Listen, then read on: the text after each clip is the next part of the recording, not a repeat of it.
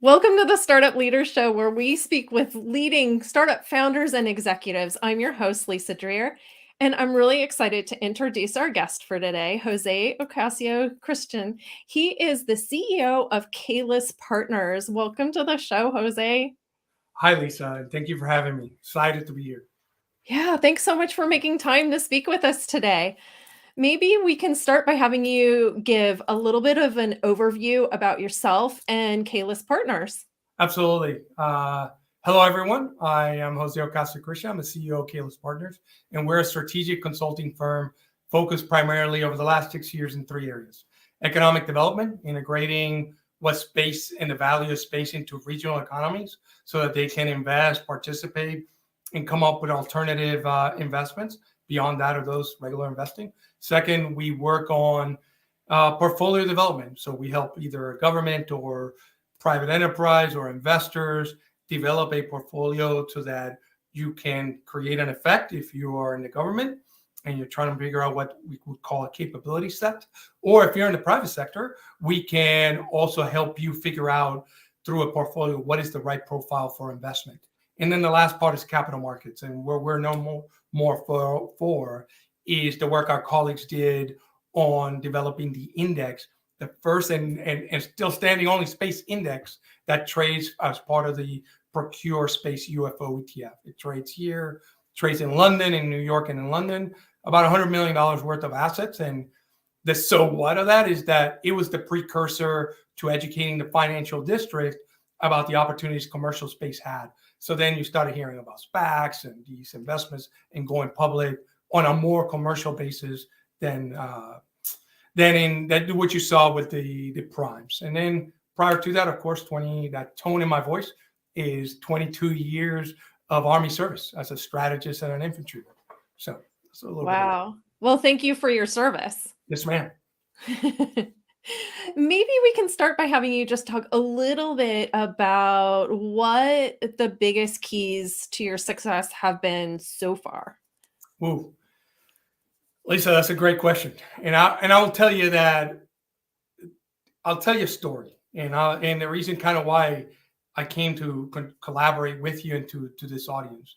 When I started out Caelus Partners, we started out in Seattle. You're from Seattle, so am I. I lived there for 25 years.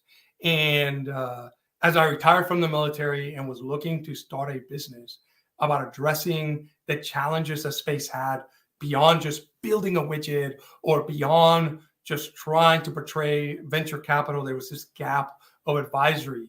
So, of course, I wanted to provide a service in terms of strategic consulting. Part of it is my background, but also there was a known of a need at the time.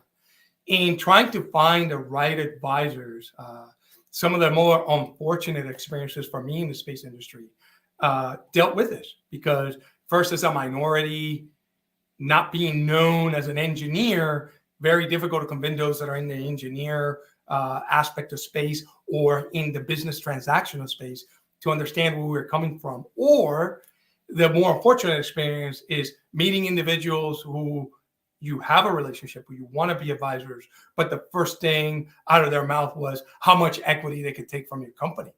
And that brought a really unfortunate taste. So one of the things we did in Caelus Partners in 23 companies and still counting is we've done a lot of advisory as a company for free to some of the startups in the industry, specifically to help guide them in that gap from when they're starting out before they have a lot of cash in their books, where they then get more formal advisors. So we've done that for 6 years, and the experience has been phenomenal. So I wanted to kind of share that story for those that are in the industry, both senior, like a lot of the MSUA members, or young companies that are looking to start out. Yeah, wow. So, what did you find have been the most valuable business lessons that you've learned through that process? And I guess in advising those early stage startups? Yeah. So to help capture that, Lisa, there are three areas that if you're a startup or you're a very senior person, you're trying to find a connection on. And that is the technical aspect of the company, which is what am I building? I need engineering advice to make it easier, make it better. Being able to deliver that to market externally, that's another area. And how do you internally build the corporate structure and the culture necessary to develop these great ideas? And we focus on obviously we're not technical experts, but we focus on that corporate development and how that function was going to go, that the function of the company was going to be exported to audiences. And the other part that we learned really quickly is, and I say this all the time, commercialization space is a national security issue. Meaning when you're sitting at your, in a bar and you're coming up with the next great idea and you're drawing it out, from that point on, those leaders, those future leaders, got to realize that they're entering a geopolitically challenged environment that has a lot of regulatory aspects to get to success. So where you do the work and how you approach it does matter. It is more than just, I'm going to build a widget, I'm going to get a venture capital, I'm going to scale it, and I'm going to exit in some end. When it comes to space, there is a strategic aspect of it.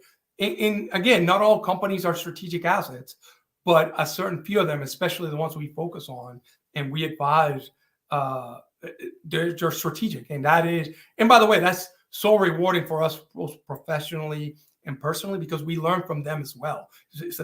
Being an advisor is a two-way street. Yes, indeed. Indeed. So knowing what you know now, is there some piece of advice that you would have given yourself when you first started out? I absolutely would. The first one is probably spend, as you're starting out your company, again, I would have focused on those three areas. There's a technical aspect of consulting that, while I had been consulting in the government, and my partner, my wife, actually, the picture you see in the background, she was also she's my partner and my boss in the business. And some of the other colleagues, we all had experience consulting. We didn't have the right technical advisory to deal with this particular industry in consulting.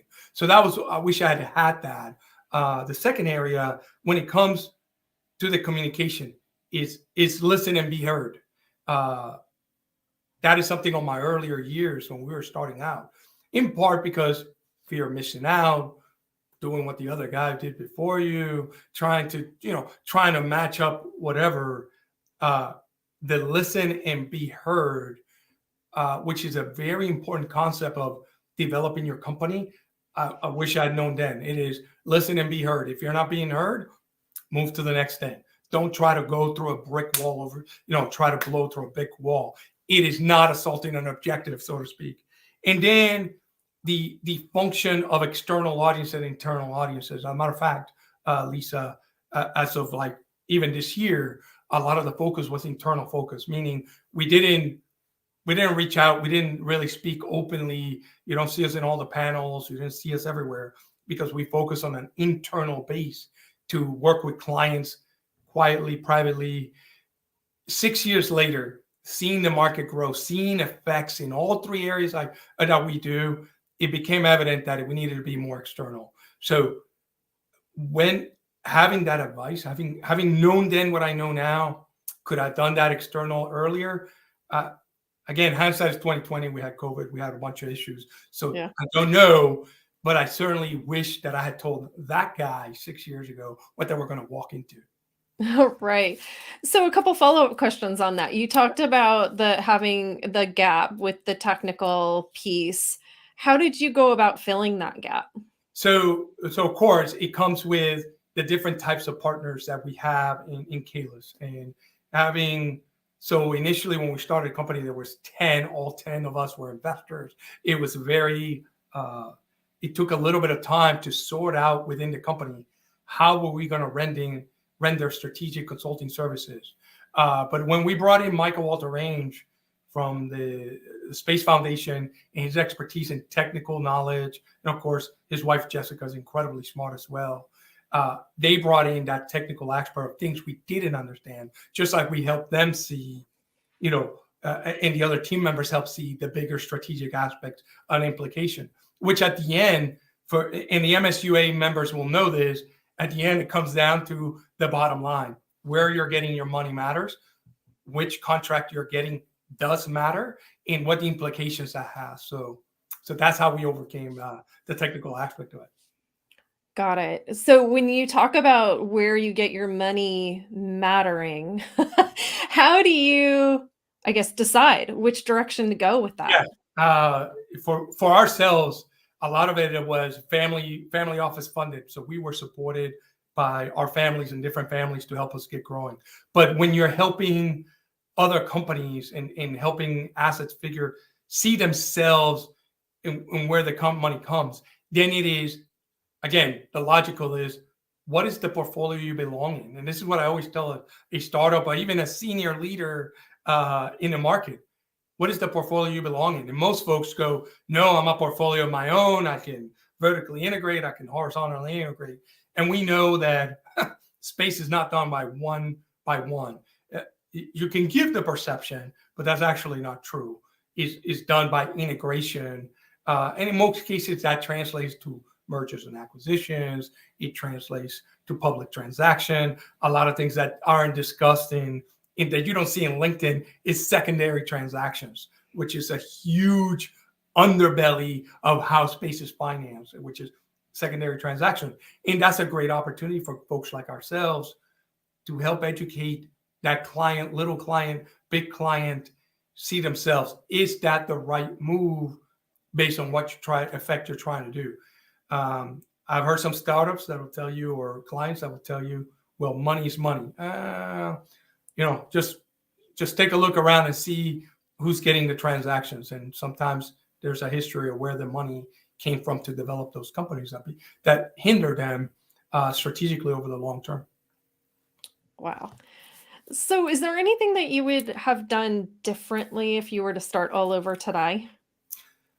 The one thing, if I say this humbly, because when we started, we looked at a solution to have a financial solution. So we spent probably about 6 years, probably about 2.5 of it, on fundraising and trying to figure out the right financial vehicle so that the strategic aspects of what we do are tied to investment aspects of what we do. I probably would have held on that. And we're doing that now with a different team in community and space, a different company that we run. But we took a lot of time there that perhaps had we just stick with what you're doing with the base product that you had in consulting, you knew there was a gap, you knew it needed to be addressed. We had a small team of 8 to be able to handle around the world. And again, we've not just advising 23 small startups and different companies, but being able to go globally in every continent, in almost every spacefaring nation except for one. Can't discuss that here, but being physically on the ground, boots on the ground, and understanding how the system works. That time could have been better. I could have spent more time there, and we could have taken the advantage of that gap of time between fundraising and strategic consulting. Got it. Do you think that your military background has influenced how you've brought Caelus Partners to market? Yeah, it does. Matter of fact, and that's funny you mentioned that. I put a post on LinkedIn earlier this week that we had analyzed our campaign, and that's what I did when I started Caelus Partners. I did it because I saw there was a need in the market, and I wrote literally a campaign plan. It's called the Community in Space Campaign that identified these are the issues. And then we wrote a lessons learned from our experience, our 20-month experience. And of course, that then drove where was our clientele and focus for consulting was going to be in. So ironic, just like any good military person, you have a problem, you design a campaign, you assess your campaign, you execute it, you reassess yourself, and you go, okay, what adjustments we have to make? And literally as I speak, Lisa, we're in the process of building the next campaign for now that we have community in space, we have Caelus Partners, we have other assets that and partners now that we work with in the market. So now it takes now this next campaign is a more partnered campaign. It is bringing in players that we've met over the years and say, hey, we like to do this with you. And yes, the effect is going to be cash in your pocket, but yes, we're going to also influence how regional economies grow, how better financing can happen for the startups and for even your MSUA clients. So we're not always having to go to the well and a credit line forever, those kinds of things. So I'm looking forward to sharing that as much as I can here in the future. Great. One of the things that I think a lot of us run into as we're building any sort of a business, whether it's in the space industry or not, is that you will either run into roadblocks or sometimes the business will hit a plateau. What have you found as the most successful ways of either breaking through or working around those roadblocks or, I guess, exceeding those plateaus? So roadblocks, there are two categories of roadblocks: financial roadblock and human roadblocks. Either someone doesn't see what I see and doesn't agree with me to allow me to do X, or I want to do this, but financially I don't have the ability to do it. And sometimes the human part could be I'm missing that person. So it could be a human aspect, somebody stopping me, or this person doesn't exist so that I can catapult what I'm doing to next. So I like defining the roadblock first. The financial roadblock, whether you're a startup, a multi-billion-dollar business, or you're a small business like we have been over 6 years, financial is always going to be an issue. You always want to do more, even if you have the money. You always want to do more than that. And usually what I go to is patience. You got to be grounded. And as a leader, I'll tell you things like meditation, walking. It sounds silly, but usually the illusion of not having enough resources to do something is usually just that, an illusion. And you have to start thinking about alternatives because you're fixated on an outcome. And when it comes to the human side, which in the market, some people say, well, it's not race related. Yes, it is. That's okay. Space industry will get to it when it can. It could be race related. It could be business related. It can be competitive nature. Those roadblocks, much more patient. Most times over the 6 years, we either have tried to engage and go, hey, let's see if we can renegotiate, or if the roadblock is that big, then maybe I should take the hint. Maybe again, not running my head into the brick wall may not be the right idea. And unfortunately, in space, we love running our heads into brick walls because we want to do the impossible because space is hard. So space is hard gives you the culture of, well, it's just going to be hard. You just got to go through it. I would say that's kind of a part of the military that maybe doesn't fit into space when it comes to roadblocks. Gotcha. Okay, so I want to end with one last question, and that is, if you could make one prediction about the future, what would that prediction be? Yeah, I've said this in a couple of different LinkedIn posts. Normally, if you want to follow me, LinkedIn is usually the place. Don't carry Twitter. Don't have the time for that. I don't. I really don't. I'm that busy. But sovereignty issues over the next 36 months are going to be. A matter of fact, I had briefed a group on Friday about this issue. Sovereign interest will always be commercial interest. And somebody go, no, commercial interest will be the democratization of space. I hate to break it to you. It isn't just the war. It is the economy. It is the culture of space that's always been led by sovereign issues. We saw a period over the last 3 years that we thought, well, maybe this commercial thing can split. But what you're seeing here in the future is words like dual use. You're seeing words like, we're gonna build the same system the other country did. So there's a Starlink, I gotta have my own Starlink. When you start seeing that, that's a cause to pause, because there's going to be sovereign interest. So then how does the sovereign nation, through its regional interest, is going to help that part of the industrial base grow? So for MSUA members, this issue is going to be front and center, because now the home base has to take care of you. to make sure you're stable as sovereign issues around the world go on. So I think the big thing in the future is sovereign issues driving how commercialization goes. I think that's the biggest forecast, where I think we're going to scale back a little bit commercially because of these sovereign issues. Huh. Fascinating perspective. Yes, ma'am. Well, great. Well, thank you so much for making time to be here, Jose. Really appreciate it. And hopefully we can have you on again in the future and maybe dig a little deeper into some of these topics. What an honor. Thank you for allowing me to have this opportunity. And to all of the MSUA members, you guys are in the best association ever. Thanks so much. We'll talk to you again soon. Take care.